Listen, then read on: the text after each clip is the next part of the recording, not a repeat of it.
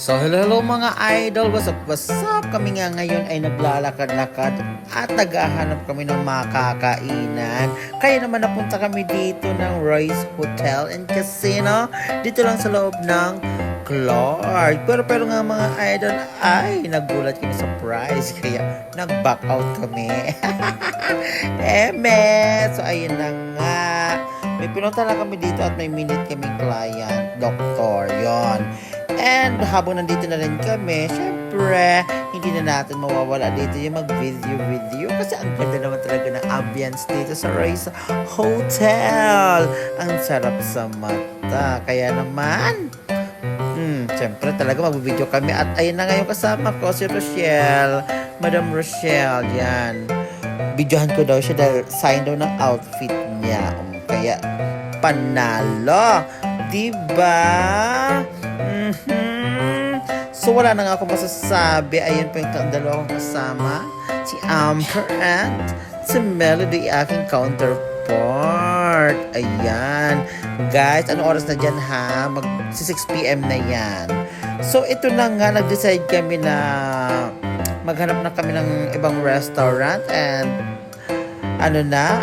oras na din at gutom na talaga kami. So pinunta kami dito sa may 21.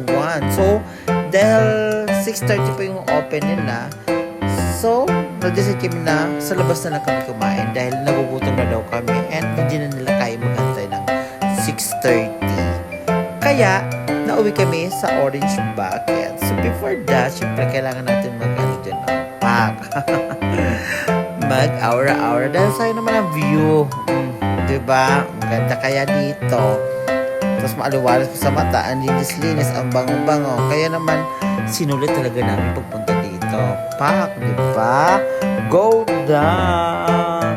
So, ito na nga. Papunta na kami dito sa Balibago dahil nag-crave na lang kami ng seafood.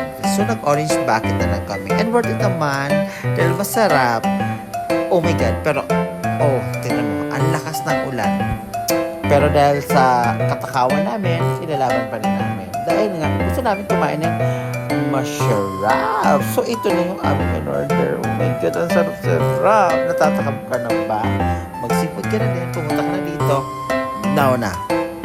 Huwag mo na hintayin. Masarap kumain. Go! Ito na lang. Hanggang dito na yung aking vlog. Please like, comment, and share. Maraming salamat mga idol. I-share nyo na yan. Matakam kayo. Thank you so much. Babush!